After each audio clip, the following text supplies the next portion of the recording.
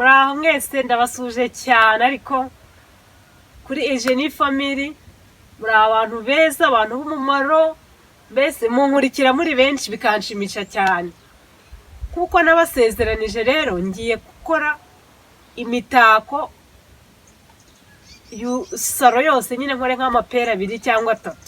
Uyu munsi rero ngiye gukora ivaze. Munkurikire, ntabwo garagaza ibintu byose ku murongo kugira ngo video itaba nini, ahubwo kugira ngo ntatwara umwanya munini, tube turi kumwe mu kanya gato ngiye gutangira kubikora. Ariko izi ndabo z'uyu munsi iyi vaze Eugenie Family rwose nzabagezaho ibintu byiza gusa, ubundi mbigishe kubikora namwe mujye mwibera ahantu hasa neza cyane. Muri kubona ko nakarangije twa tuntu nagiye ntomeka ku murongo, udusaro ndushyiraho hano mpita nshyiraho indiba. Muri kubona ko hano afitemo umwanya, ndaterekamo indabo zanjye.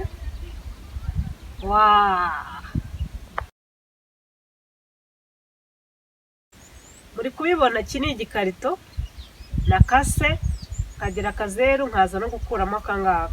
Iki gikarito rero ndi gukoresha ubudodo iroze, ndi kubona ari ryo nkunze muri iyi minsi, kanze nge mbereka aho maze gushyira kugira ngo mube muri kubireba ukuntu bigenda. Muri kunkurikira neza, muri kubona ko ndi kugenda negereza rwose.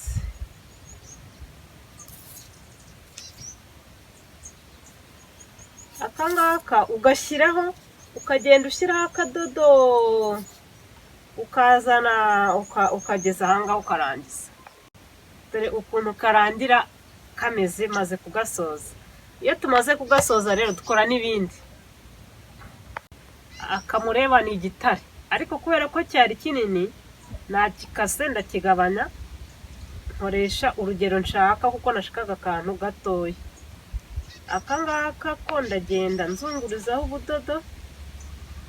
Abantu mwibi bintu ntabwo biba byoroshye, bigutwara umwanya, ariko nawe ukaba ahantu heza.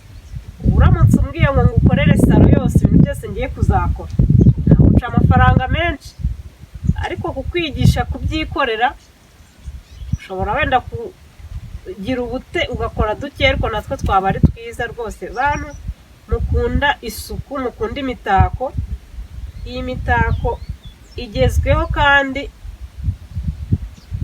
uburyo ushobora kuyikorera nabwo ntabwo ukoresha ibintu biguhenze cyangwa bigoye. Muri kubona ko ndi kugenda gutya, mu kanya ndaza kukageza hano. Ewe iyi vaze yanjye ni special, no mu biti irahagarara. Mbega ivaze ni ugutegura indabo mu nda, abantu hose wagashyira nyine wategura. Hari igihe abantu batabona hano kwa aya meza yanjye ni ameza nyine, ariko reka mbe ndi kuberekaho. Dore nakarangije, karaza kujyamo hano hagati. Hanyuma rero ikintu ngiye gukora ni uko ndi bufate ubudodo nkahambira aya meza yanjye. Abantu baba batari kuyareba bihangane, nzajya ngerageza kuberekera. Ni ukuvuga ngo ndabanza ntuzirikeho hano gutya, ku buryo gafatamo hano hagati nk'uko muri kubibona, nindangiza nkakwirakwizeho hose. Ubu rero twagiye noneho ubudodo nzajya mbunyuzamo hano njyane gutya. Nizere ko muri kunkurikira ukuntu biri kugenda, ntukajya mugira ubute ngo biri gutinda. Gutya nkomeze karangiza.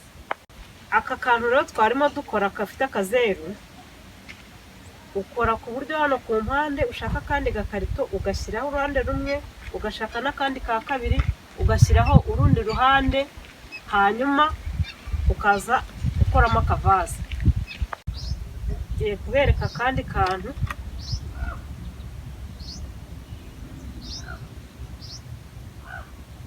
ukata hano, warangiza ugakata na hano,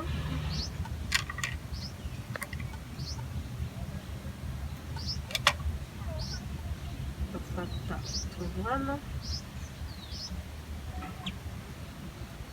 ugashyira utyo ukabisikanya, ugashyiraho ka kamashini kanjye, urabona kari kameze cyane.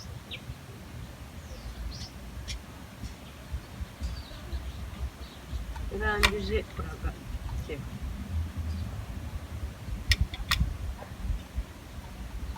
uri kubona ukuntu turi kungana. Iyo umaze kutubona ugenda udushyiraho ugakomeza ukakarangiza. Iyo karangiye ushyiramo kano, ugahita ushyiraho aka gasaro, ugakomeza ugashyiramo umubare ushaka. Muri kubona ko nakarangije twa tuntu nagiye nkomeka ku murongo, udusaro ndushyiraho hano, hano mpita nshyiraho indiba. Muri kubona ko hano afitemo umwanya, ndaterekamo indabo zanjye. Waaa!